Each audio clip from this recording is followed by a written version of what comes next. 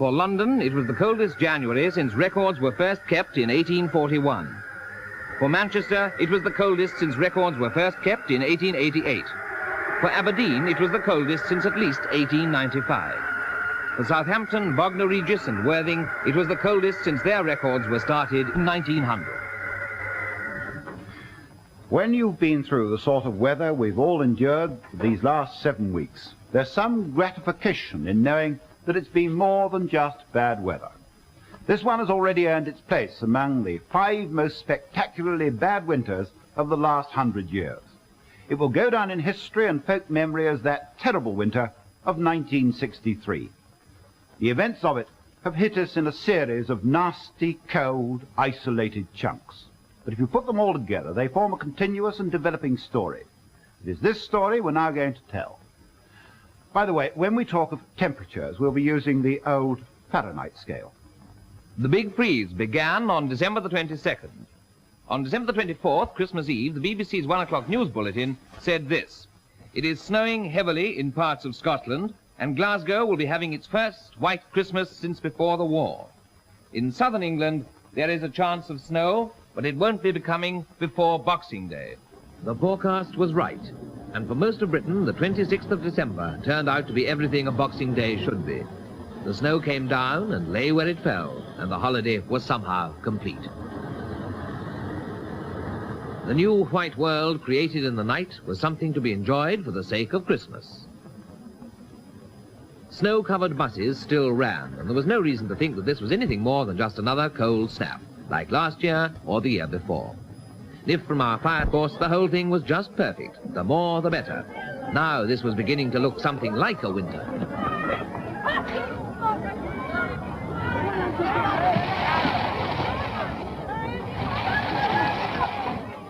Every sledge and toboggan was out, and those who hadn't even a tea tray made do.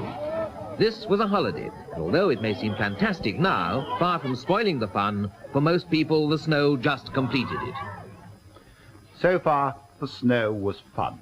Mercifully, all the thousands of parents and children who built snowmen on Boxing Day didn't realize that they would still be there in February. The first inkling we had that we were in for something exceptional came the weekend after Christmas. Before the first snow had even looked like melting, in fact, while most of it was still lying where it had fallen, there came another and even greater blizzard. It was the worst blizzard for 15 years, and in southern England, the worst avalanche of snow in living memory.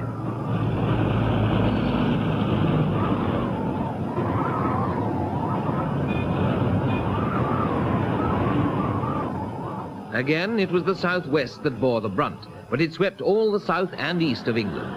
There were gusts of nearly 90 miles an hour, and it was bitterly cold.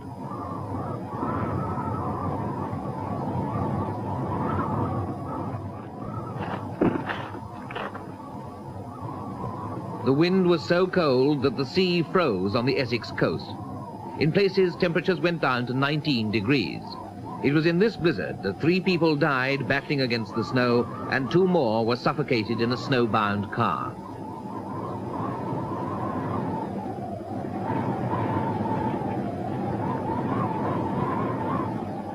With this blizzard on top of the heavy Boxing Day fall, there were now drifts of 15 and 20 feet. Motorists were advised to take no journeys whatsoever, not even essential ones. Hundreds of villages were isolated, and so were towns like Weymouth, Oakhampton, Tavistock, Bridport and Blandford. Dartmoor was like Siberia, and the prison and Princetown were cut off for days. By the time this blizzard had finally blown itself out, 200 main roads were impassable, and 95,000 miles of road were snowbound. The dislocation of Boxing Day had become the chaos of New Year's Eve. 1962 went out with the southern half of Britain littered with abandoned cars.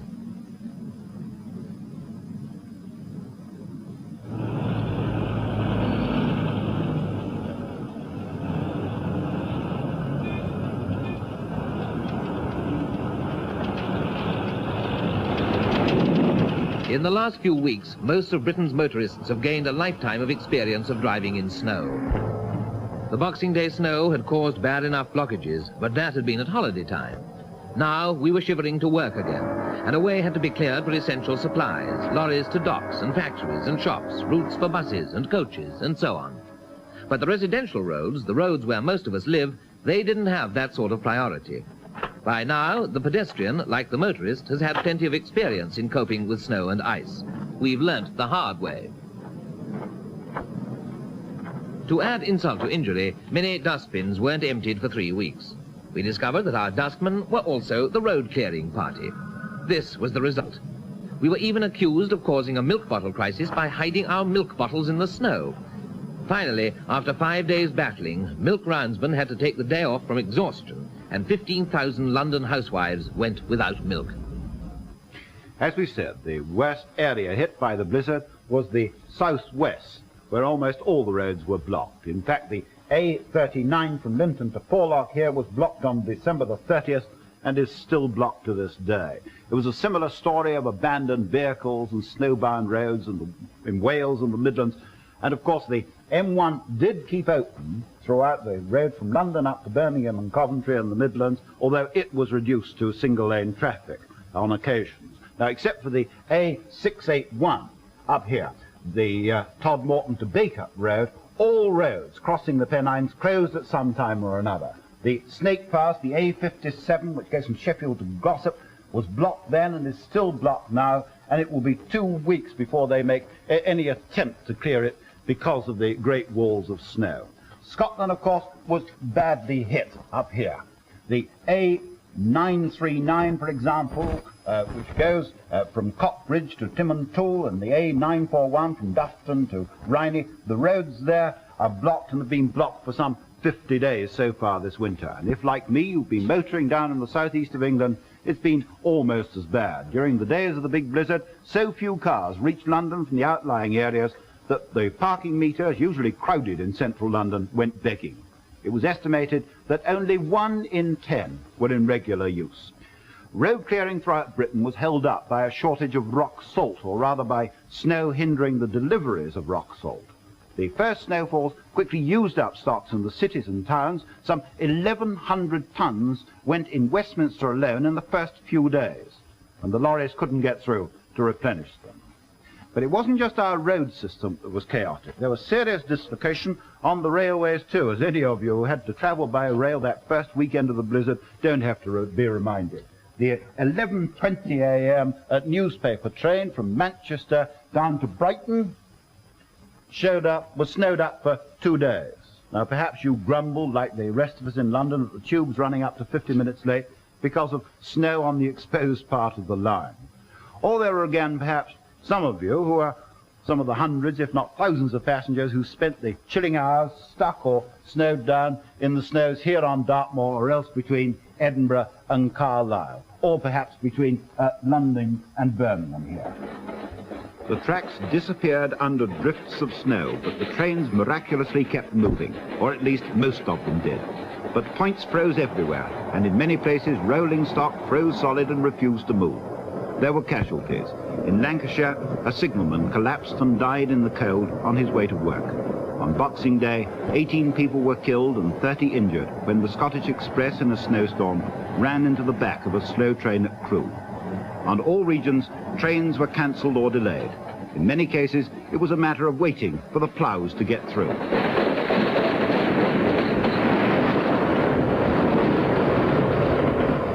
On top of Arctic conditions, the demands on the railways got even heavier than usual. In badly hit areas, trains were often the only form of communication. Men worked all day and all night to keep branch lines clear. These lines, already fighting against redundancy, suddenly became vital links. Trains were diverted. Birmingham to London went via Oxford. Expresses were cancelled and schedules thrown out of the window. Up in Scotland, the main line between Edinburgh and Carlisle was blocked by an avalanche 1/4 mile long.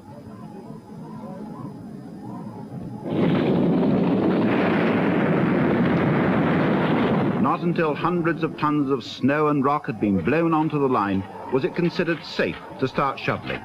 And then it took 24 hours to get through. One goods train on Dartmoor got completely buried. 2 other engines went out to its rescue with snowplows, but a blizzard was blowing. The drifts were 20 foot high, and they got buried too. After which, the whole lot froze solid, and it took 80 men over a week to dig them out and get them running again. Luckily, this wasn't the main line. If things were bad on the railway, they were equally chaotic at airports. Planes were frozen in. At London, one runway was kept going, and flights were cancelled by the dozen. BEA lost £250,000 from cancellations. The paralysis of our roads, railways and airports was sudden and dramatic, and the nation's resources of snowplows, shovels, rock salt, dynamite and muscle were quickly turned to getting the long-distance lorries and the mainline trains moving again. But that was cold comfort if you happened to live away from one of the Ministry of Transport's trunk roads, or else at the end of a British Railways branch line. For our villages and hamlets and farms, the big blizzard was the beginning of a monstrously memorable winter, of a tragic winter. By New Year's Day, at least 11 people had died as a direct result of the blizzard. At Marlborough in Wiltshire, a 60-year-old woman went out to exercise her dog. She was later found dead with the dog whimpering beside her. You had to go up in a helicopter to see the full effect of the blizzard. And the effect was total paralysis. Farmers had stopped thinking about producing to survive. It was now a question of surviving to produce. For villages and farms all over southern England, the telephone was the only remaining link with the rest of the world.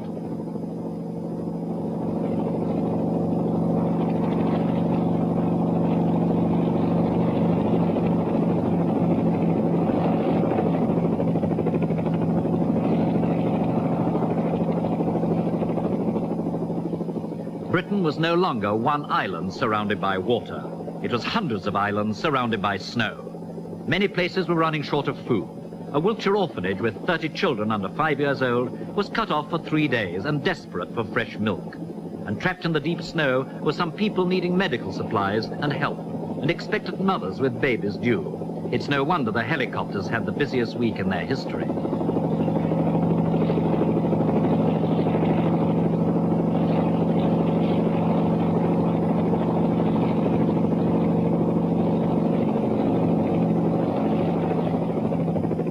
Devon and Cornwall were worst hit, but people were marooned all over the country. 14 were stuck in a pub with a shortage of everything except whiskey. Others weren't so lucky. The helicopters got supplies through to the prisoners of Princetown, who by now included all the prison officers and the whole population of the village as well.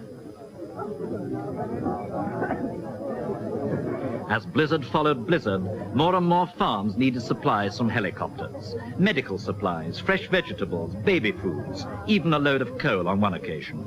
If you were snowed up in the countryside, you really were snowed up, sometimes to the eaves.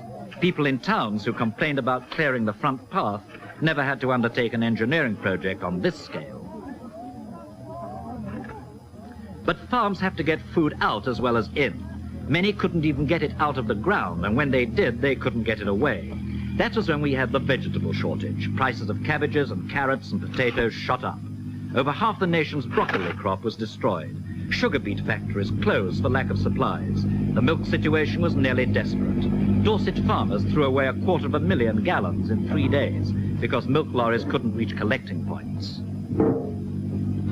And of course, there were the animals. 6,000 of them on Dartmoor went without any food for 4 days. Again, only helicopters could help.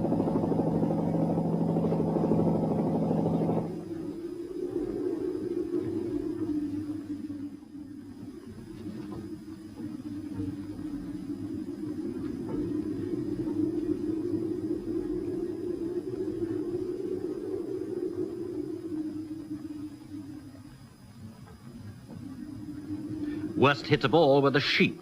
In the murderous winter of 1947, 4.5 million died.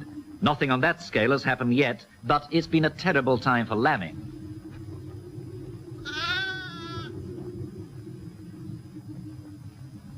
The full effects of the weather on sheep can't be measured yet because many ewes who haven't yet lambed may have been critically weakened.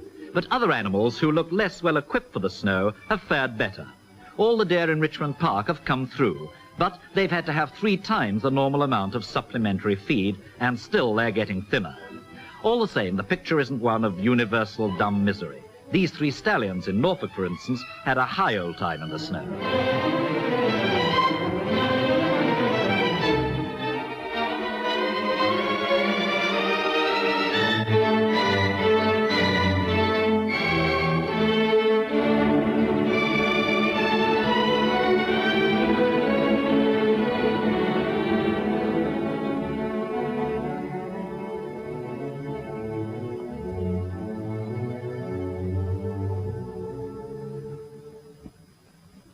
Chaos on the roads and railways, chaos on our farms and villages, but also chaos for British sport.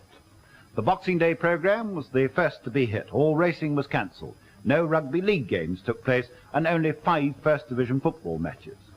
But that was just a start. Since then, little organised sport has in fact taken place. The Football League fixture list and the FA Cup tie programme is in a glorious chaotic mess. The latest count of matches postponed or cancelled is approaching the 500 mark, and the season's already been extended once, and it looks like being extended again and again.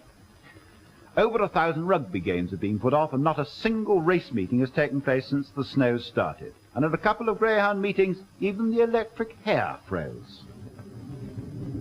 For ordinary winter events, conditions were as bad as they could be. All the race courses were the same, and there was no need even to go out and inspect the course. One despairing glance was enough. In fact, the going was so soft, there was only one way of getting round the track at all.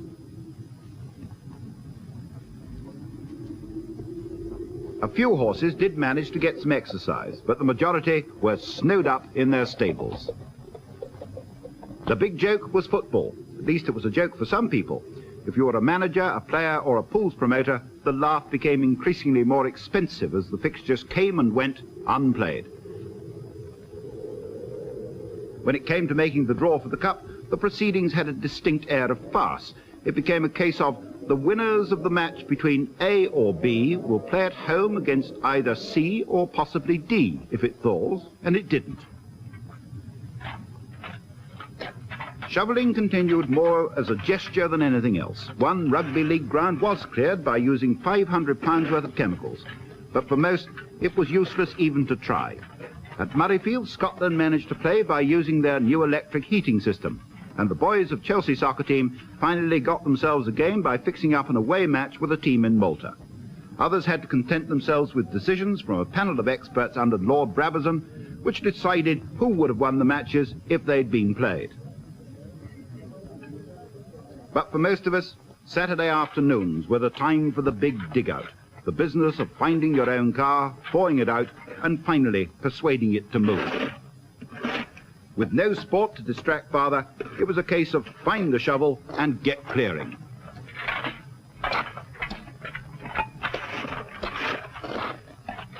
And when the steps and the pavement and the front path and the backyard were all clear, there was still the roof.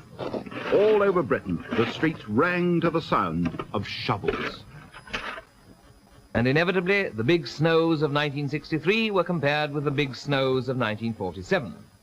But now people were making comparisons of a different kind, comparisons of adversity, comparisons with the Blitz. Mr. John Pedder, the postmaster at snowbound Lynmouth in Devon, said this: "There's a real touch of wartime spirit, a tremendous community feeling. People who've been enemies for years are chatting with each other again."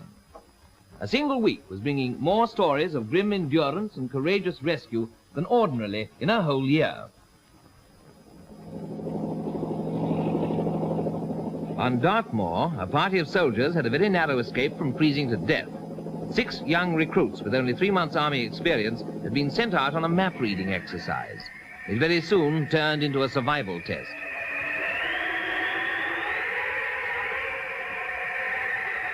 After 2 days of blizzard and 18 degrees of frost, 2 of them were finally located and rescued by helicopter.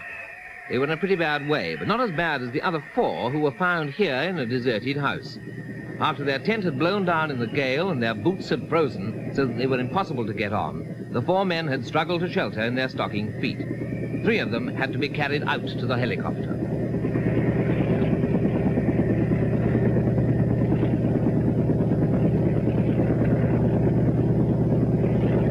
All of them were frozen stiff and had severe frostbite. It had been quite a lesson, but not in map reading. Helicopters were also used to rescue 2 old ladies on Exmoor. Both of them were over 75, and for a long time they refused to go.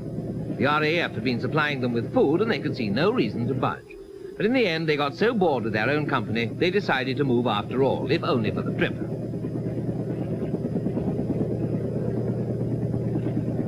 In Monmouthshire, there was another urgent job for helicopters. Here, it was to pick up electricians and carry them and all their gear out to one of the most desolate spots in the country.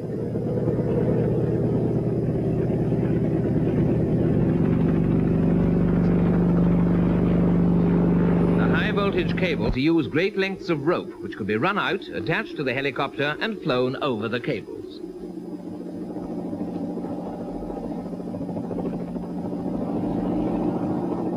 With the rope looped over to the cables, the men set out to walk, pulling the loop and knocking the ice off as they went. It was a long and bitterly cold operation, but it cleared the wire and kept the steelworks going.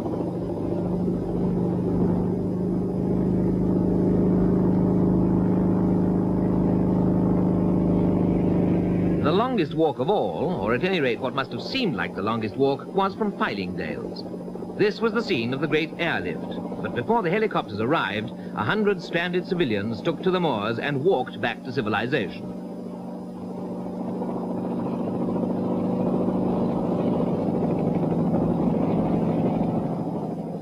It was only 4 miles, but the drifts were 14 feet deep and the snow was very soft.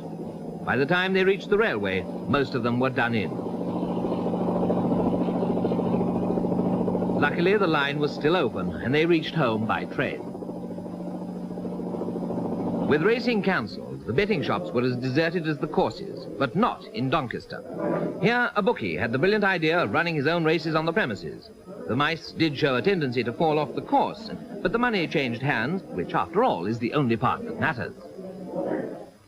By about the end of the first week in January, the story began to change. Up till then, it had been the story of snow. Now it turned into the story of ice. We'd already had blizzards on an almost unheard of scale. Now the unrelenting frost. Nothing thawed, nothing melted, and the frost went deeper and deeper into the earth. The roads and railways had had their turn. Now it was the waterways. Ice 2 feet thick on the River Yare stopped shipping between Norwich and Great Yarmouth. The car ferry service to Fishbourne in the Isle of Wight was stopped because of dangerous pack ice. At Torquay, the sea froze as it crashed over the promenade. The channel froze at Dover and Eastbourne, and across at Dunkirk, the ice stretched for 5 miles, so it looked as if we were going to be joined with Europe, whether de Gaulle liked it or not. At Windsor, a man was seen riding a bicycle on the frozen Thames. At Kingston, the Thames froze from bank to bank for the first time since 1895. At Oxford, one Charles Easter drove his Austin 7 across the Thames to work. The first car river rally ever was held on the Thames at Bablock Hythe. A school of mullet was frozen in the ice at Southampton Dock and provided a freshly chilled picnic for some lucky gulls. But it was surely those 2 commuters skating to work in Leicestershire that provided the picture of the big freeze. The canals froze first, just about all of them. The Grand Union was a strip of ice running from Brentford to the Midlands. But the bulk of our water transport goes along natural waterways, and most of the busy ones stayed navigable, just.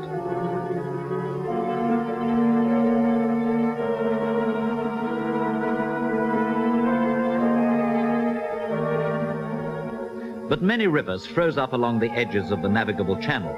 On some, the ice was 2 feet thick, and an iceberg 10 feet high was sighted at Greenwich. It grew so cold that diesel oil froze solid and beer and lemonade bottles burst.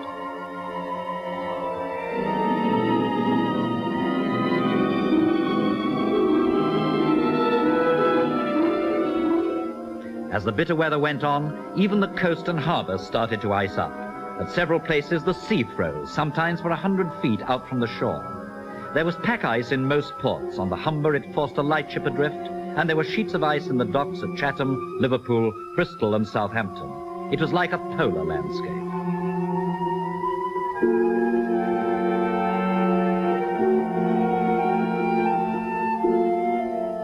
Ships at their moorings were frozen in everywhere, and some underway stuck fast.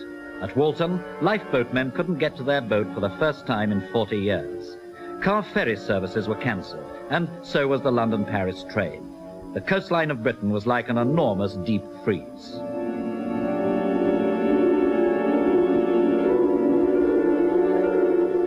It was about then that we learnt that the Soviet Antarctic base in Queen Maud Land had reported temperatures of 39 degrees, 13 degrees warmer than London. For the first time in living memory, the Medway froze right across from Chatham to Rochester, with ice 2 feet thick. The Navy had to use an icebreaker to keep Chatham Dockyard free. Of course, not everyone found the ice a menace. What you lost on the football pitch, you gained on the ice rink. Suddenly, Britain had become a winter sports resort. For most of us, the sport was improvised and unofficial. But in Lincolnshire, the Frees made the Professional Ice Race Championship of Great Britain possible for the first time since 1959.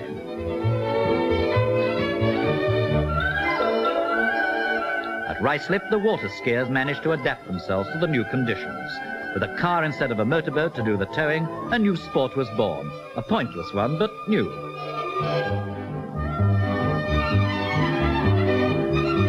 It is also perfect weather for another, more orthodox winter sport, ice yachting.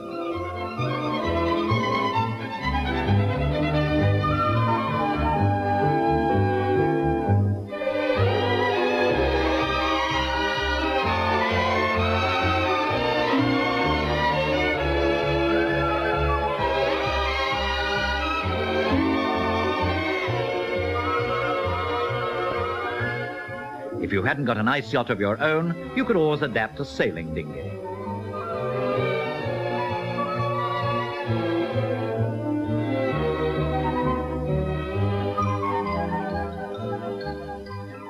It froze so hard that, for only the second time since 1935, the great curling Bonspiel, the grand match, could be held on the Lake of Menteith.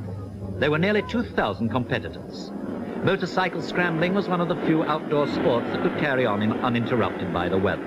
It set new problems, but it also gave it a new interest.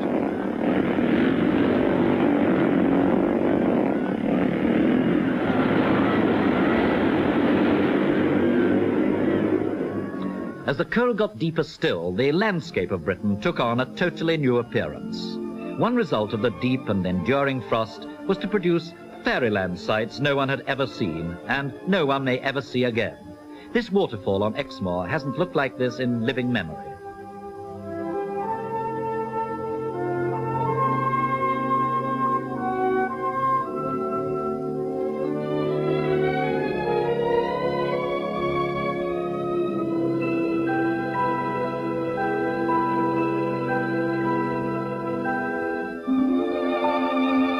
Perhaps even more spectacular are the Aysgarth Falls, and while even this side may not reconcile you to this winter, at least it's one of the few items on the credit side.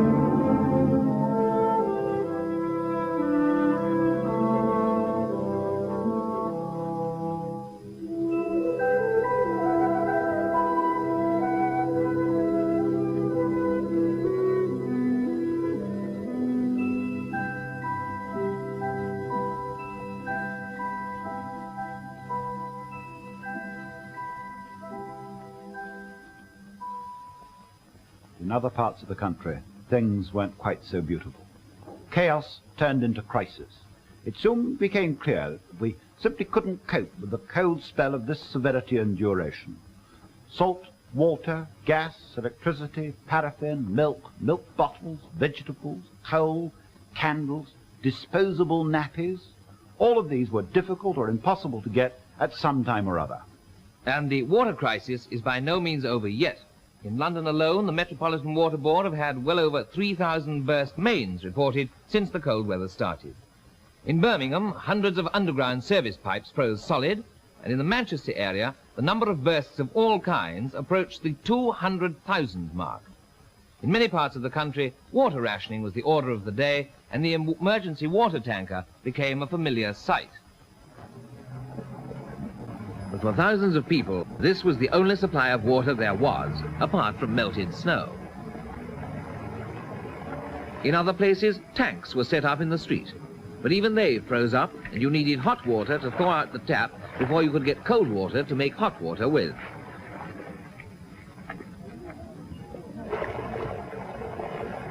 And after all this, when you found enough buckets and kettles, carried them along the street, filled them up and carted them back again, you still couldn't do the washing up because the waste pipe was frozen and the water wouldn't run away.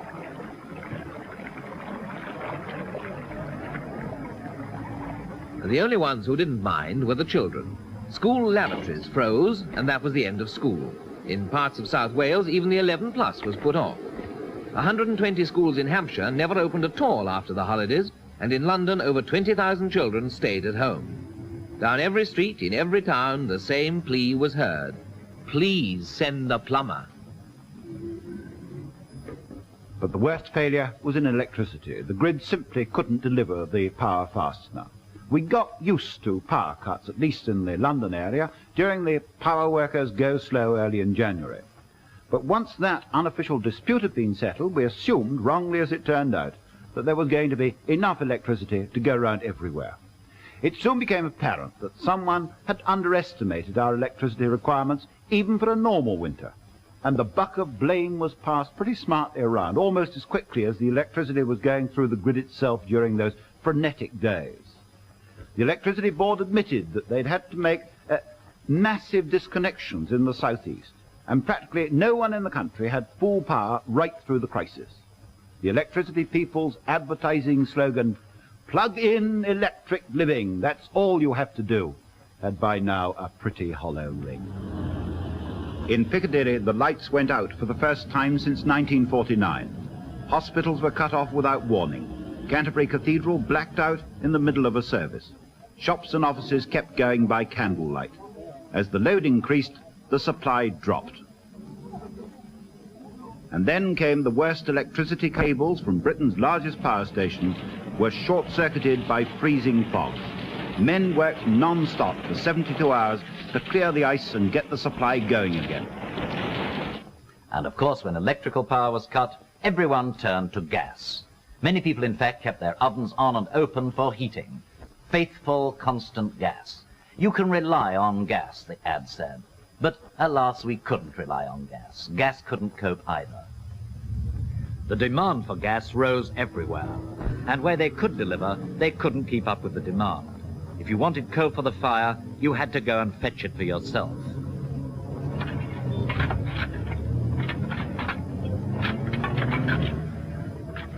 Reserves at the coal yard shrunk. The solid frozen heaps got smaller, and the demand became more desperate. But the coal couldn't get through. Coal for gas for industry, coal to run the railway engines to pull the coal trains, coal to make electricity, and after that, coal for the ordinary consumer, the old and the sick, the ones who depended on coal to keep warm. And when the coal did arrive, it was frozen solid in the trucks and had to be thawed out before it could be unloaded. The heaps were hard as rock, but valuable as gold. British Railways introduced a coal lift. 20 special trains carrying 650 tons each shuttled backward and forward to the south of England. Emergency lorries ran through the ice and snow in a never-ending stream. As a coal board official said, we were on a knife edge. Crisis, crisis, crisis. What would have happened to the country if the freeze had gone on for another week? We shall mercifully, we hope, never know. On January the 25th, warmer air moved in from the Atlantic to cover Scotland, Northern Ireland and Northern England. And by the morning of the 26th, covered the whole of Britain. And that was the thaw. We never thought slush could look so beautiful. People even started to see their lawns for the first time since Christmas. Of course, it brought out the bursts. This one closed London Southampton Row, but after being frozen stiff for 35 days, it was a small price to pay. It wasn't even the fast, dangerous thaw we'd been warned of. It was slow and mild. It seemed too good to be true. It was too good to be true.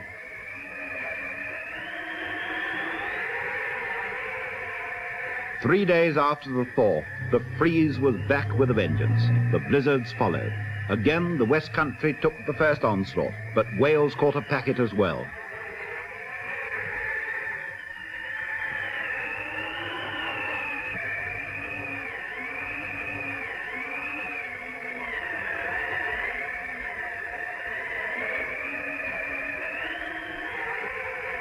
When the blizzard stopped, we took stock again and found it was worse than ever.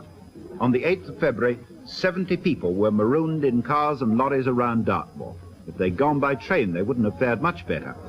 30 people were trapped in a train on Dartmoor too, 50 in Argyllshire and another 18 in Ayrshire.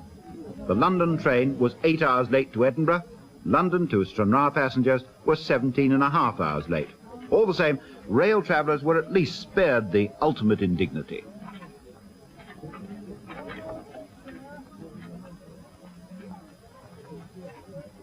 All over Britain, motorists and highway authorities started digging out yet again.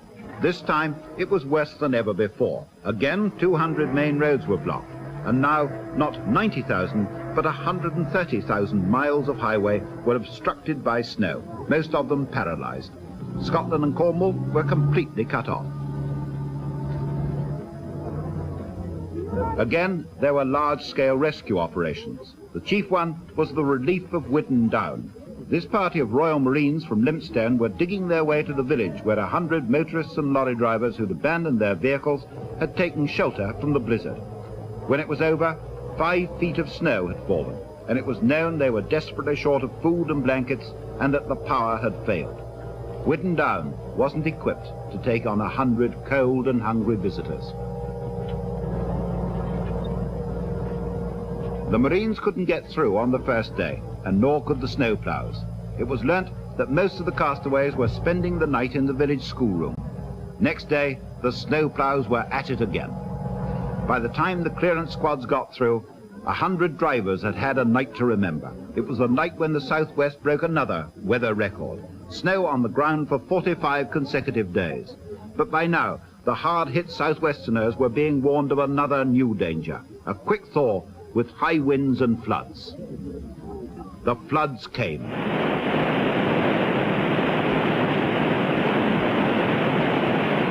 The river near Boscastle in Cornwall burst its banks, and a wall of water 4 feet high smashed through the village.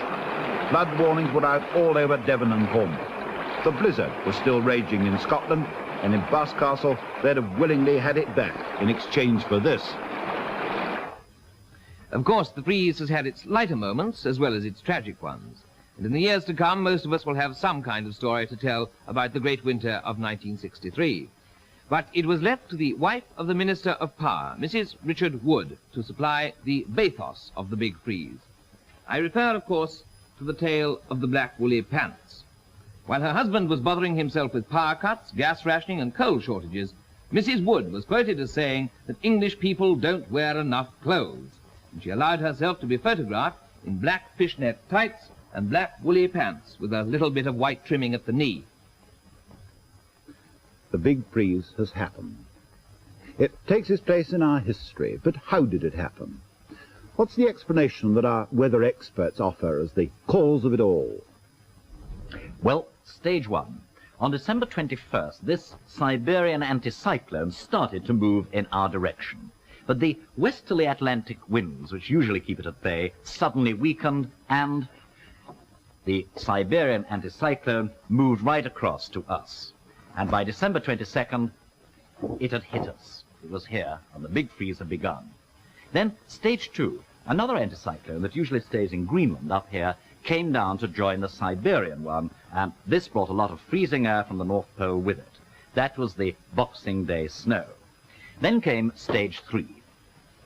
The weekend after Christmas, a belt of warm air tried to get up from the south, but by now the cold front here was so dug in that it beat back the warm air. The result of this was a clash, and the blizzard, which particularly struck the southwest.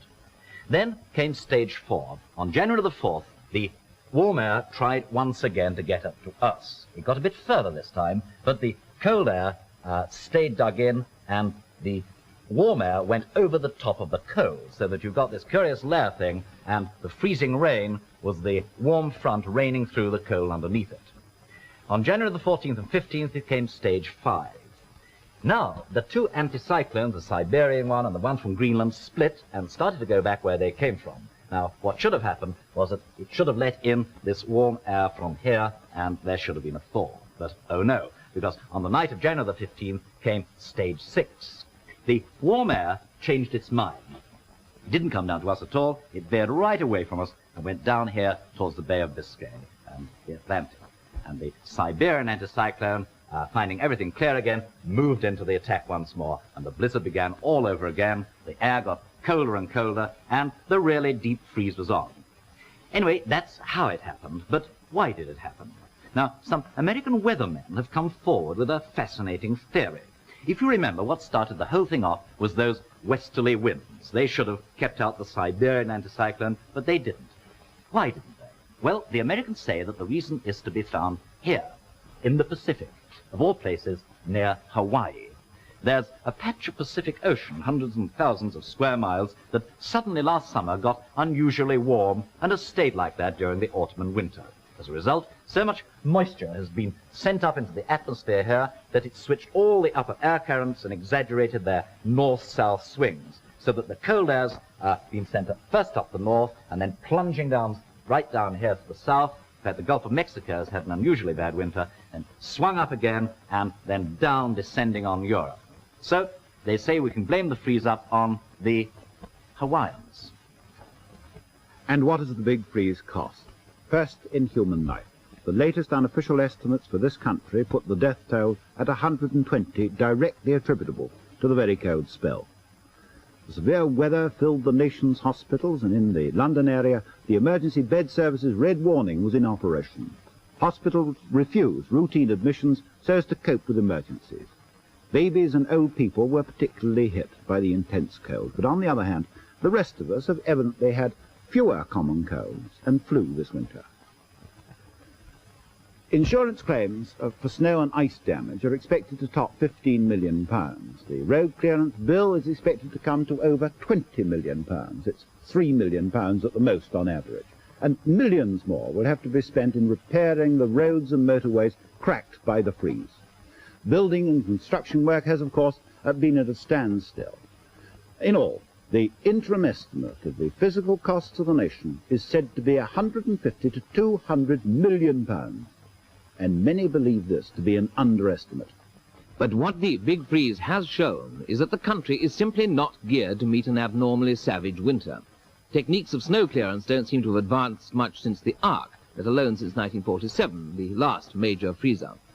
Many authorities still don't stockpile much rock salt, although a process has been developed for storing it in the open without it caking. Again, most county and borough surveyors are still saying that the expense of mechanized snow clearance isn't justified, although the cost of the most sophisticated piece of equipment is tiny compared with the millions this winter has already cost us. A big snow plough and blower, for instance, costs £7,000. And now that the power cuts are, we hope, behind us, are we going to forget about that gap in our electricity supply? When pushed to it, at the height of the power crisis, the electricity people said it would need £90 million, the price, incidentally, of 2 Polaris submarines, to close the gap and give us a small margin of safety. Spreading this capital cost over 25 years, which is the normal accountancy procedure, it shouldn't add more than 7p halfpenny in the pound on every electricity bill, just the price of 4 candles. And what good has come out of the big freeze? So far, at least, one piece of parliamentary legislation is in the offing, and that is a long-last compulsory freeze-free domestic water system, interior plumbing, lagging, and so on. But only for new homes. It won't affect the 14 million old houses. Apart from that, we can only hope that the public and local authorities who are caught with their pants down will pull their socks up, if you see what we mean. For the rest of us, it's probably cured us of dreaming of a white Christmas for the next 10 years or so. And for the history book, there's one more spectacularly cold winter to set beside the famous ones, like AD 764, 1684, 1740, 1881, 1940, and 1947. During the day, it's been snowing in most of southern England and Wales, and we're told it's freezing too. But at least we've been through the big freeze of 1963. Part 1